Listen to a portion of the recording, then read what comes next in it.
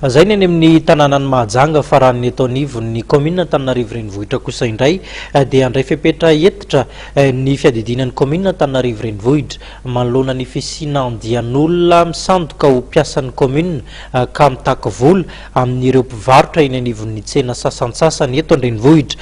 Voatery nanao fanambarana mihitsy moa noho izany ny sekretera jeneralin'ny kaominina Antananarivo renivohitra.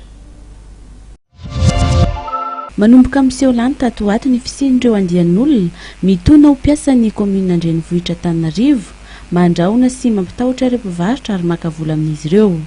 Isan'ny lasivatra amin'izany rehefa alakamisy ireo mpivarotra manodidina ny Mahamasina, Anosy, Sainte-Famille ary ny Zoma kosa dia ireo mpivarotra manodidina ny Analakely sy Ambojatovo. Manoloana ny toe-javatra tahaka izao, indrindra fa ny fampiasan'izy ireo ny anaran'ny fiadiadian'ny tanàna Antananarivo renivohitra dia manao izao fanambarana izao ny kaominina Antananarivo renivohitra. Tsy misy any fakana vola atao amin'ny kaominina urbaine Antananarivo akoatry ny abotsena mahazatra izay misy tike omena mivarotra rehefa mandoa vola izy. Izay olona zany manatony amin'ireny mpivarotra ireny na olona hafa dia tokony manana ordre de mission foana izay soniavin'ny direction andraikitra izany atao amin'ny kaomina. Ary ny olona manatony ireny raha milaza fampiasan'ny kaomina izy dia tsy maintsy manabaditra misy ny numéro izay azon'ny olona izay atonony mihitsy any ny mandray atsoratra ny anarany amin'ireny baditra ireny.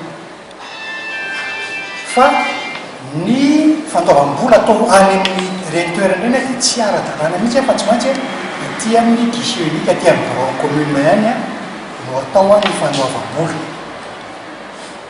Izay olona mandoa vola any amin'ireny zany dia vola fety fotsiny azy fa tsisy dikany.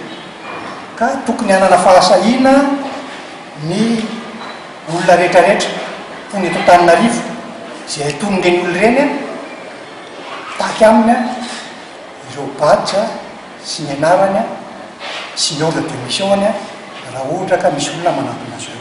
Ambarany eo anivon'ny kaominina an-drenivohitra Antananarivo fa taorian'ny fanadiadiana natao sy ny fanaraha-maso akaiky ireo olona manao ny asa fisolokiana ireo dia isy ny fepetra hentitra ho raisina ho fampiarana ny lalàna manan-kery koa dia mampitandrina ireo izatra manao ny lalan-dririna tahaka izao ny kaominina fa tsy andefitra manana ny rariny.